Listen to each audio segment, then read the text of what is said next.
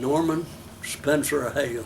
I was born in Morgan County, Alabama, 4th, 10th, 1930. Education? Well, when I went in service, I didn't completely finish. I dropped out and went in service, and when I got out of service they gave me schooling then. And then I went to 3 years of college after I started work down there. So you have a high school diploma and 3 years of college. What are the occupations you had prior to the military service? Prior to it, I worked at the butter factory in Coleman, and they had a butter and cheese factory there. I worked in the butter part. Then most of all, growing up, I worked on a farm. Dad had a farm out there, and we worked on that farm. In Cumming? In that same town? Yeah. Okay. Coleman. Okay. Were you drafted or did you enlist? I enlisted 2 weeks before they drafted me. While I was in basic, 2 weeks later, they sent me a notice that I was to be drafted 2 weeks after I got there. They sent it to me while I was in the Army. Did you basic training anywhere around here? In Fort Knox, Kentucky. Fort Knox. 17 weeks of it. I got a 30-day layover, they called it back then, and then I went straight to Korea. So from basic training, you had 30 days off, and yeah. no. What are the dates that you started in Korea? 1950. 1950. 1950 to till 53. What do you remember about your first impressions of arriving in Korea? Your first visions, or? Well, you know, the ship had to land about a mile out, and we had to get on LST to go to shore. But before we got off of the ship, we could smell Korea. And it smelled like a outhouse. And we thought we never could eat again because it smelled so bad. Smelled really bad, like decayed and stuff? Yeah, they used human waste on the land. What were your military duties? Well, I was a rifleman in the infantry. My weapon was M1 that I had to carry. And of course I fired 50 calibers, 30 calibers. I had to fire all the weapons in the Army, bazookas, rifle grenades and all this. And I was in the 2nd Division, Infantry Division, 2nd Infantry Division. I was in the 9th Regiment over there in Korea. And we rode up so far there and we hit a battle while we was on the train. They attacked the train? Yeah, they attacked the train, and we all had to get out, and then we never could see the enemy because it was at night, and they said they were snipers that was out there, and that's who fired on the train. It was no town there. It was when we was going up on the front line. And then when we got out of there, we had to get on the back of a truck. And the truck I got on was an ammunition truck, and I had to lay in the back of it. I hadn't had any sleep for a couple of days. And I went to sleep on the back of that, and they said we went through a battle after I got on the back of the truck, but I don't remember because I was dead sleeping. So you were sleeping on the ammo boxes? Yeah. And tarpaulins, it was over it, you know. So when you woke up, they said, we had a battle? Yeah, they said they had come through a battle, and If a shell had hit that truck, I would have been blowed up. We had to join in a company there, which the company had been wiped out twice already. That infantry, 1st Infantry Division, second Division, and they said they wasn't but 2 or 3 left, so we had to make a company there. So you were like the replacements for those guys? Yeah. All of us were replacements that went up, fall in line and march all the way up to the front line then. And we dug in up there and right on the front line in foxholes, and we stayed there till we took that hill. And then we had to move on to the next. What hill was that you took? You went up on the mountain and dug holes. Whereabouts was that? Well, that was right after we got hit the front line. Okay. And I don't remember the date because we didn't keep up with the dates while we was in battle anyway. So while you were dug in, you got attacked? Yeah, they were all around us at that time. But at the time that happened, we thought it was just the Koreans. But then we had to march further on up. And when we was up there, we was in battle all night and all the next day, and found out it was the Chinese that came and surrounded us. They said there's about 250,000 of them that came in. Remember it? What? That was 1950. That was 1950, yeah.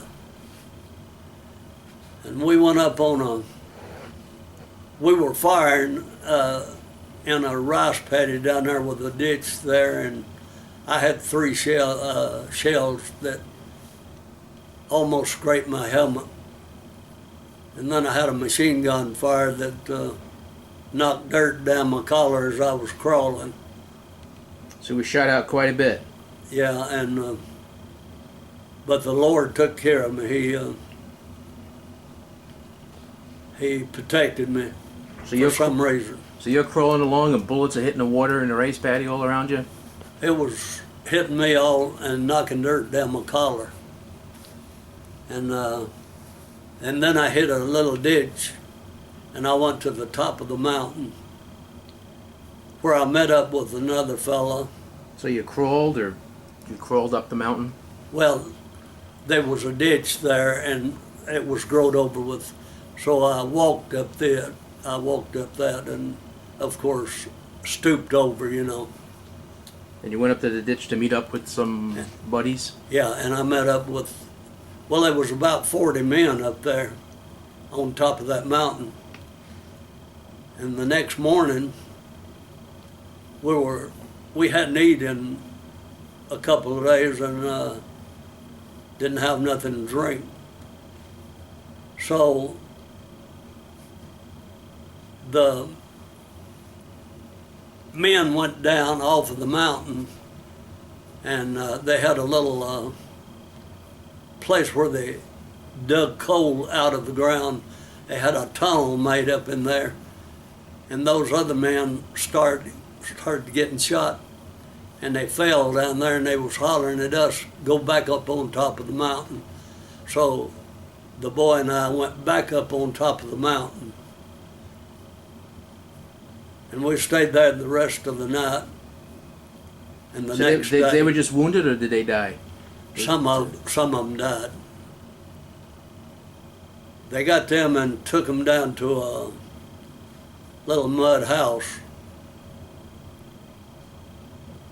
And there were 2 mud houses there, and I don't know which one it was, but one of our planes came over and put 2 rockets into the house and blew it all you couldn't see what it was made of. Not the one with the wounded one. I don't know if the men were in that one or the other one. So we watched that. And the plane strafed within 3 foot of the other guy and myself. Oh boy. They were strafing with, What kind of plane was that? It was a jet fighter had rockets on each wing, and then it had 50 caliber machine guns. That was what was strafing us, as we. They didn't know that you were friendly. No, they didn't know.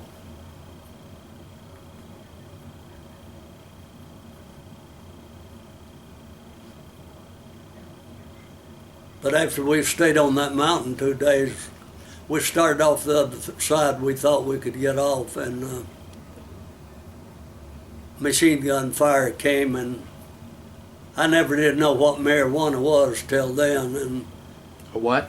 marijuana, Oh yeah. and it grew wild over there in the woods, and they started cutting the tops off of that marijuana with the machine gun fire.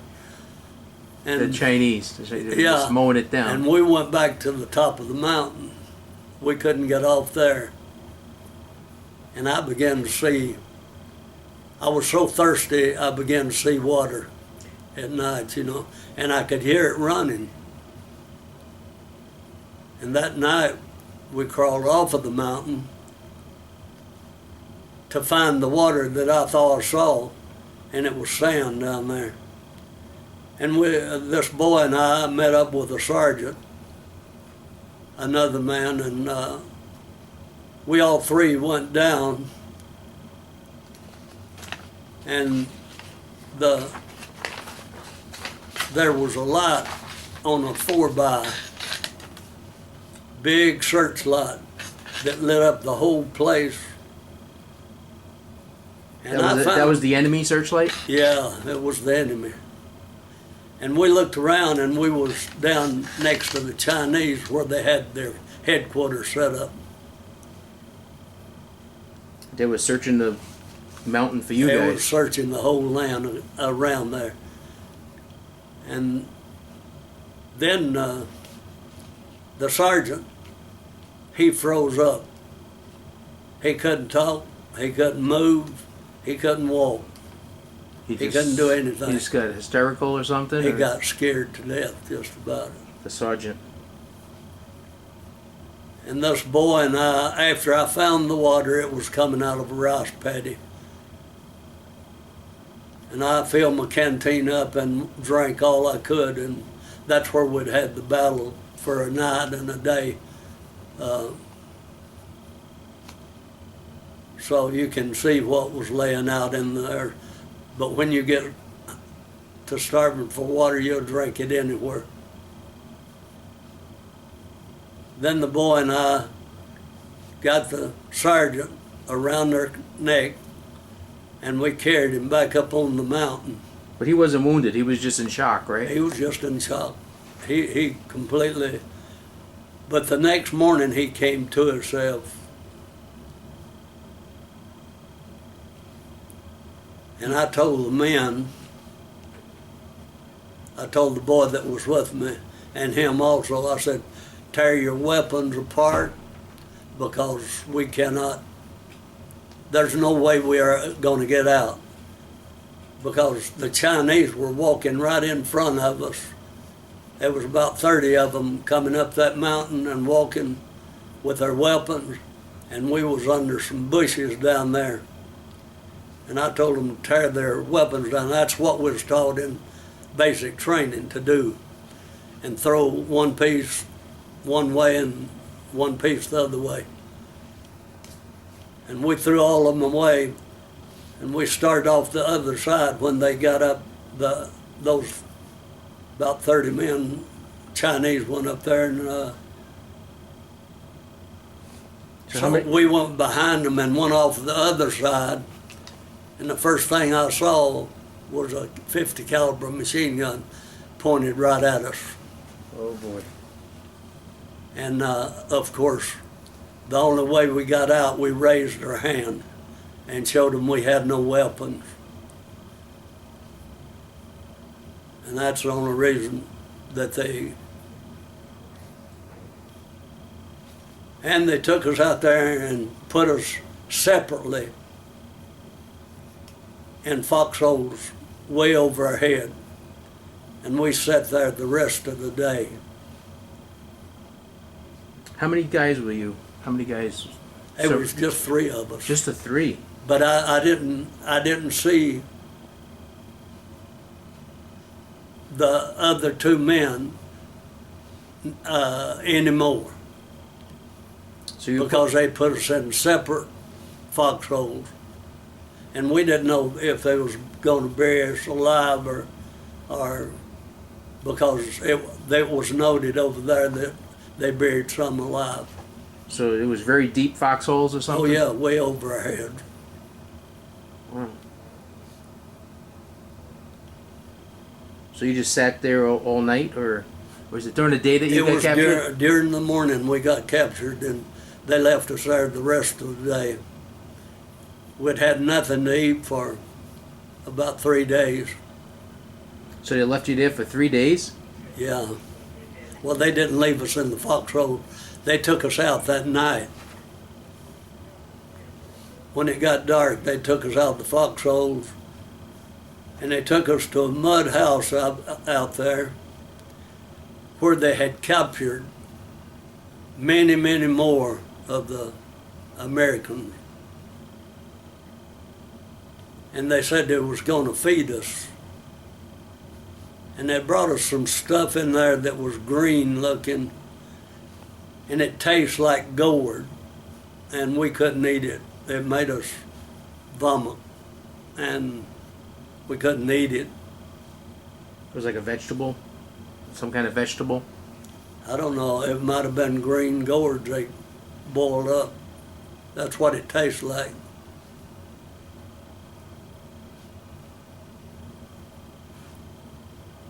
After that, they parched corn in a wash pot, and they told us to get us some and put it in our pockets, that we was going to take a walk. We was going to start a march. And it was getting very, very cold at that time, and snow was on the ground. And the further we marched, the colder it got. So this is like what, like November? I got captured in November, the last part of November, and we started the march the 1st of December. This is not just the 3 of you, it's like many men? It was, before it was over, it was about 3,000 men. 3,000 men were marching? Yeah. And wow, that's a lot. then we marched till the weather and the snow got so deep, and the weather got down to 50 below zero. And they marched us up in a little place because we couldn't march anymore for about 2 weeks. 40 below zero, you said? 50 below. And we marched up in a little place. It was a mining camp. Mm-hmm. And that's where I seen my first American soldier froze completely all over. He was just lying there? Yeah, he was lying there, but he was still groaning. And the Chinese said, "We'll take him out of the room." And they took him out, and of course he died. What is it, like little huts or houses or what? Little mud houses. They was all made out of mud and little sticks, that. When you went into this house and saw the frozen soldier, it was just one guy frozen? There was one frozen, but later on... He was alone in the hut? He was alone in that room, and they took him out of the room. He was swollen about 3 times as big as he was supposed to be. His arms looked like the little doughboy, you know, on the... Stayed there for 2 weeks and did the same thing every day? I had to do the same thing every day. Had to get my own wood, which was little branches and stuff that I could pick up and pull up and burn under there. My eyes got burned, and I couldn't see for about 2 or 3 days after we started marching again, after that was over with. And we were so high up on the mountain that you could look down and see the treetops. So one boy walked on the edge of the little road to keep me from walking off. Because we marched from December 1950 till February 1951, till we hit Camp 5, right up on the Hale River. What happened next? The first winter that we were there is when so many people died. And I got a poem where a man was in our camp, and he wrote this poem of the 1,600 that had died during that winter. And something happened to him, and we don't know what, if he died or if he was moved, or if we don't know what happened to him. Nobody knows his name, but it was written in Camp 5. And the poem goes, the 1,600. Not a bugle was heard, nor a funeral beat, or even a drum sound in retreat. As over the ice the corpse were carried to the hills where the GIs are buried. 6 foot by 2 foot by 1 foot deep, on a Korean hillside they sleep. Young and all wondering why 1,600 had to die. No little white cross with their name, but they are not buried in shame. Although they lie in an unknown grave, 1,600 American braves. No useless casket enclose their breast, GI clothing for their last rest. All color of many, black, brown, and white, 1,600 faded lights. In their illness, tossing and turning, most of them knew there would be no returning.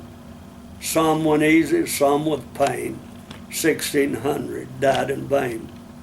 When we go home to enjoy our field, there, still on that lonely hill, forgotten by some, remembered by most, 1,600 in their last post. If you read the encyclopedia, this is a World Book Encyclopedia, you can read in there that for the amount of time that the Korean War lasted, it was the bloodiest war in history. More men died in the 3.5 years that we were there than any other war that had that many to die. Young men, and more men were wounded during that 3.5 years. They had something for us to do every day. They had us to dig part of the mountain out and make a place as big as a ball field. And they gave you so much to do a day, and if you didn't finish that, you had to finish what they marked out for you that day before you got your little cracked corn. Why were they going to build a ball field? Well, during the summertime, they made the boys get out there and perform, like playing softball and stuff like that. And they wanted you to get exercise or something. Yeah, they said it would give us exercise, but most of us got down to 65, 70 pounds. That's what the doctor said, because we had no scales, but we got down just skin and bone, and he said that's how much we weighed. That was an American doctor that told us this. Did you get down to that weight also, about 70 pounds? About that much at one time. And then before they told us at one time there that we'd never get to come home. We'd never get out of there because Truman had quit all the talks and everything. But then one day they fell us out. We fell out every morning at 5 o'clock. We had to take sticks, pointed sticks on the end, and knock the ice and snow off of the field where they fell us out. And they'd tell us all the bad news of America. And they had voted Eisenhower in. And he was a military man, and he told them, if you don't come back to the tables, I'm going to completely destroy Korea, and then I'm going to destroy China too. So they went back to the tables, and that's how we got out. Eisenhower was my president then. He said if they don't end the war, or said if you don't come back to the tables and talk. And they traded us. They said it was 20 for 1. 20 of the Chinese and Korean for 1 American. Because Truman said, we're not talking anymore. And by the way, while we were prisoners,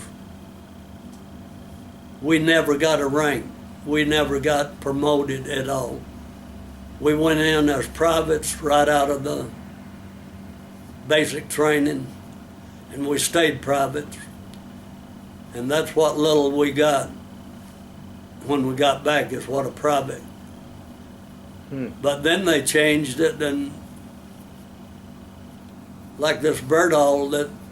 So while you're in prison, you're a soldier, they're supposed to pay you for your monthly allotment, but they never did. Yeah, they paid us for our meals. They gave us, I think it was $2.50 a day. But not your pay. They paid us our back time as a private. Okay. Just as a private. They paid us the back time, but the mustering out pay after we got discharged, you know, they got a mustering out pay that they paid us 3 months, and they're supposed to pay us all the time that we had in Korea, and they didn't do it. All the money that I drawed while I was there was only about $3,000 something dollars. While I was in the POW camp, that they made me the platoon leader. They didn't ask you, did you want to be? They appointed you, the Chinese did.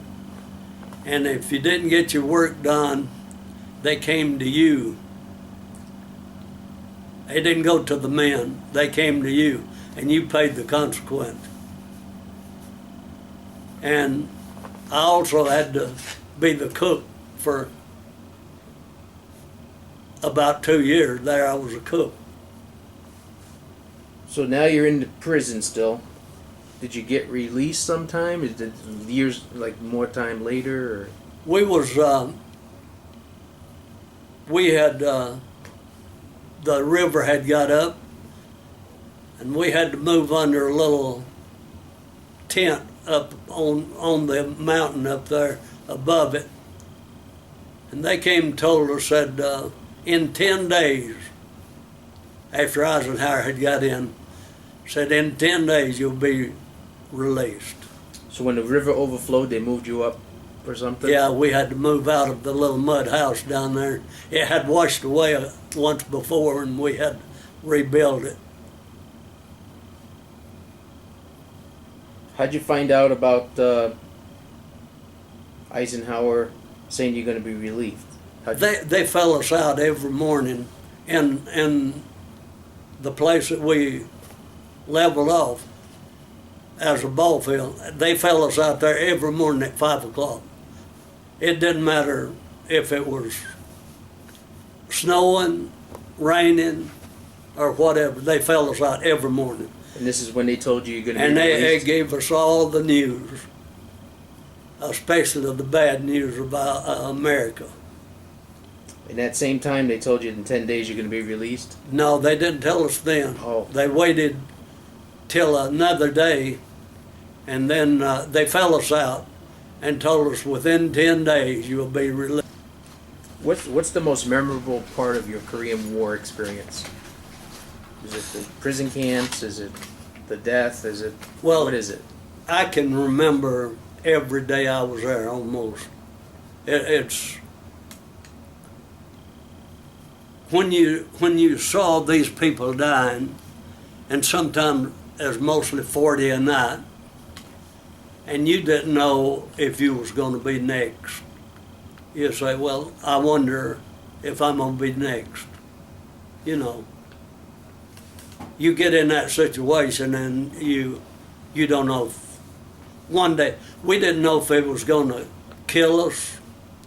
We didn't know if it was going to let us live or we'd get to come home one day.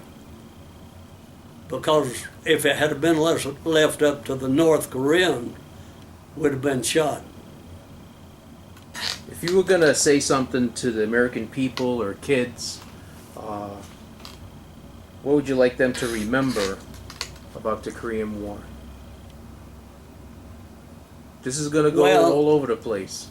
What would you like to say to the families and kids and for the future? The best way I could put it, that you don't want to live in a condition like that we had to live in. As a POW? As a POW. But I don't think you'd like to live as the North Koreans live. I know you wouldn't. Because they have nothing and they're starving to death over there. The children are starving to death. I want people to know that America is the greatest country in the world. And we're going to have to stand behind it to keep it that way, to keep it America. Because if it keeps going a decade from now, it won't be America anymore. The way I see it. It'll be a mingled up country. Or what kind? Of what? Just a mingled up country. All different kinds of people will be in here. It won't be America anymore. They'll call it something else. But if we get behind America and start doing the right thing in the right direction, we can bring it back. Because our country's being sold out. So you went on the helicopter and a ship and you landed in America? No, we got on the ship and it took 16 days and nights to come from Korea to San Francisco, because we had to go through every doctor that could be thought of. We had to go through the heart doctor, we had to go through the psychiatrist, we had to go through medical doctors, and we had to go through the dental to see if everything was all right. The only camp I can talk about is Camp 5, and that's what I've give you today. That's what happened in Camp 5.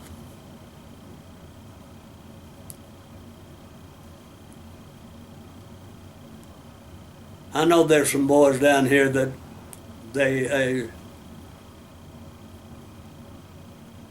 was in the chosen few, and they nicknamed it, what's his Chinese name? They named him something because all of them were mean. I mean, they didn't care about life. And he didn't care about life. They call him the chosen few. I'm talking about right here, and I don't know how people, All of them were that way. Right. And they kind of wanted to separate themselves from the other POWs. Oh, they want to be spectacular or Yeah. something. But it's no different either place. Right. They from all I can find, Camp 5 is the worst camp that was in there. Most of them See, fed in. Camp 5 is where they fed into, And then they separated. and then they them. separated us as they come in. But I had to stay in Camp 5 all the time.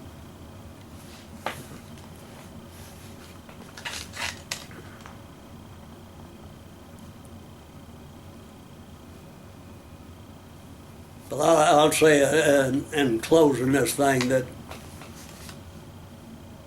I love America, and I would fight for it again to keep it America. Well, thank you for coming. And I wanted to say this: God bless America. Thank you very much, Norm. It was a wonderful interview. Thank you.